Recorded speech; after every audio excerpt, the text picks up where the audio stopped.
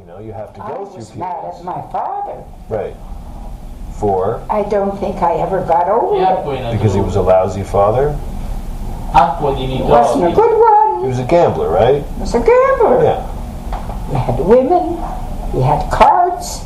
He drank. He sounds like a cool guy. But not such a good father. Yeah, but my mother turned into a shrew. I don't know if you remember my mother at all. No. I made her into, I don't say it was his fault that he made her into a shrew, but that's the way she reacted. She was so angry that she never got over it. She was always angry. See, Nina's like that too. She blows up, you know, no matter what. You have to be careful. To see, no disrespect to, you know, to your generation, the greatest generation, right? But just in terms of the second marriage, you know, that later generation and now my generation, I think, has a different attitude towards it, where not that there's anything great about getting divorced. It's the horrible, horrible thing you go through. But, you know, people are able to start again, you know, and learn lessons. I wasn't angry at second marriage. My grandfather got married 5 times. 5 times? He buried 5 wives. He buried 5 wives? He was 101 when he had a baby. What? You're making that up. You never heard that story before?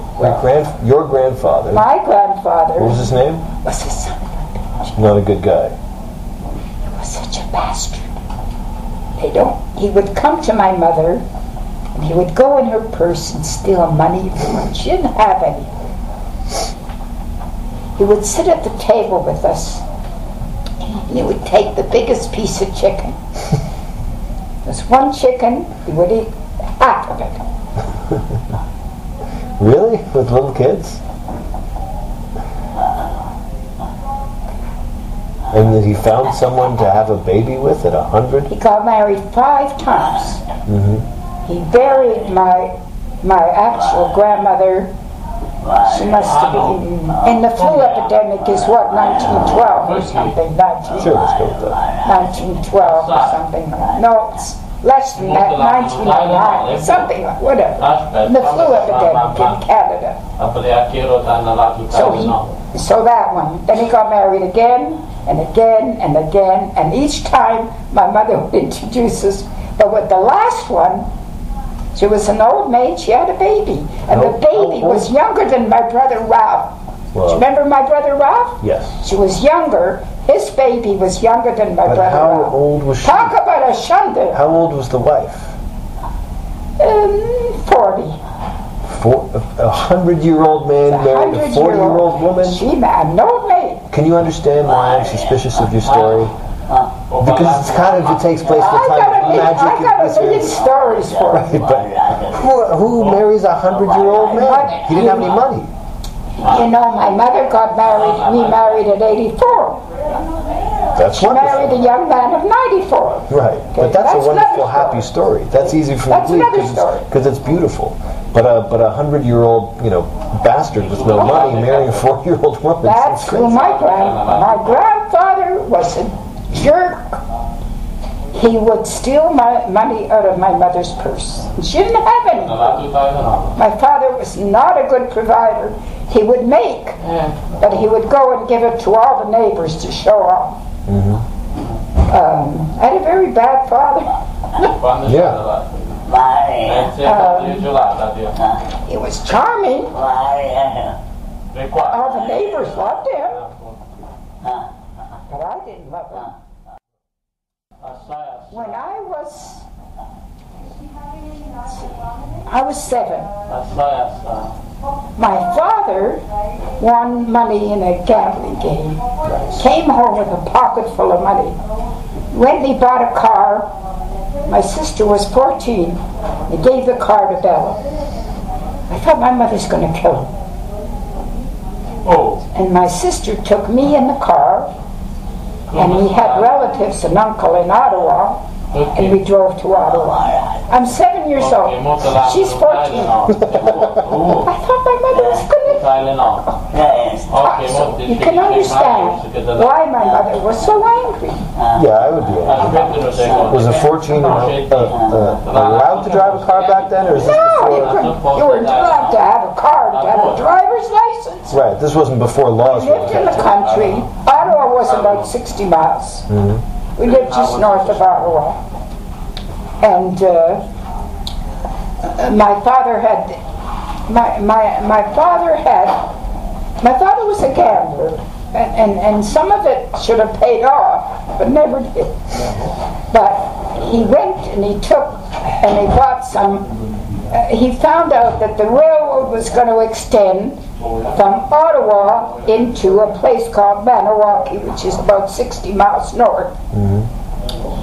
And he went and he bought scarves and mitts and woolen hats and opened up a bridge table and put the goods there, and in a half an hour everything was done. So, big profit, 200-300% profit. So the next thing, he took my mother and me and my younger brother Ralph, remember Ralph? Yeah. And he took us to that place and put us in a hotel, and we stayed there because we were small. Okay? I must have been about 5. And they took 2 bridge tables. The next thing you know, my father opened a store. Okay? Then he opened a store in 1 year. In those days, I was 5. That's about almost 85 years ago.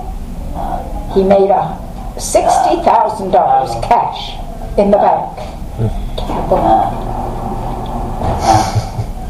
That's what gamblers do. My mother had worked so hard. Right. It wasn't just him running the business. They were partners. They weren't partners. He gave the business to his brother because he was going to fail. My uncle's children have that business in Maniwaki to this day. It is probably a big town. It's a resort town now. It belongs to my cousins. Remember, my cousin wrote, she wrote all the children. She wrote her biography or something, and she sent everybody a copy, my cousin in Ottawa. But she had pictures of Maniwaki. I thought I'll throw the thing at her, But that's the truth. Because So he gave or he gambled it to his brother? The business? He gave the whole business because he didn't want to fail. Because he was gambling. Because he knew he would lose it, he gave it to his brother. He gave it to his brother. But his brother didn't give it back. Right. His brother was a crook like him. Right. So it wasn't that he was giving it in trust, as in, you keep this business for my wife and children. Never told him to give it back. Right. He didn't give it back. My uncle was a partner with, what's the big Jewish family, the moneyed one, the rum runners. Still is. His children are. That's not a secret. Family. My grandmother lived with us, right? My father's mother. Not my mother's father, the one that ate the food and stole the money. My father's mother was a gentle old lady. She lived with us. So my father died. He left my mother with 4 children, and his mother did her a big favor. In those days, you didn't put her out, you kept her. TV service here, anybody? Television service? What? TV. Television? The television service I'm doing.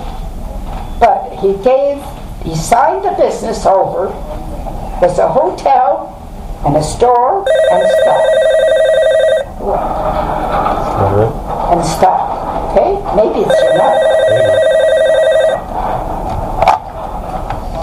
Large Mince's room. This is Cryingman speaking.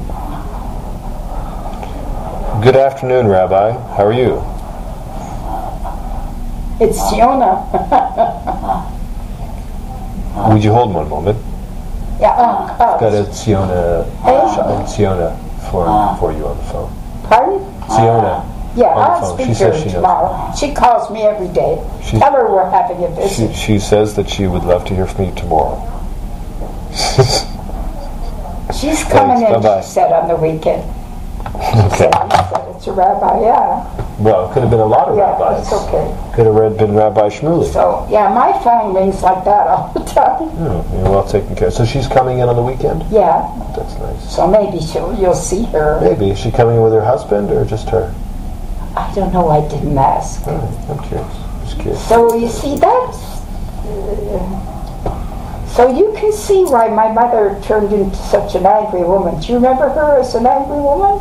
I don't remember her You at all. don't remember her at all? No. Thank God. No. But you said that you took you a long time, but you stopped being angry at your father. Well, Or you just forget to be angry. my cousins, my brothers came home from the war alive.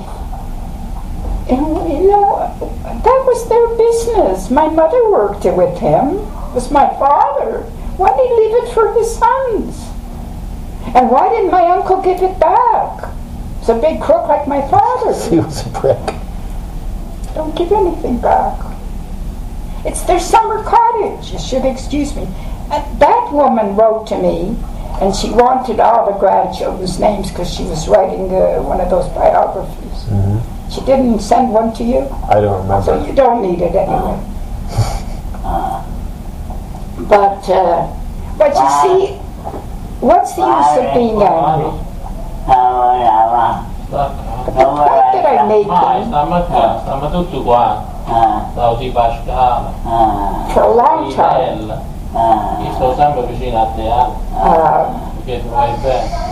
and even though I love my father, he's a very charming guy. But I hated him because he was so mean to my mother. And he was such a disappointment. He didn't take care of us. He was never there. So how did you learn to forgive him?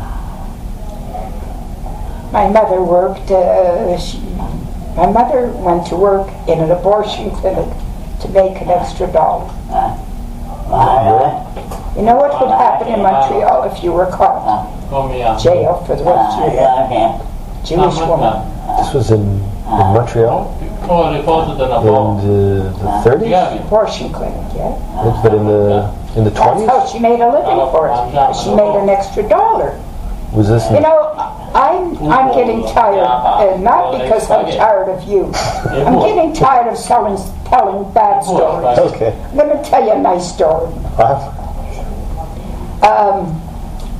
When I wrote this to Rena one day.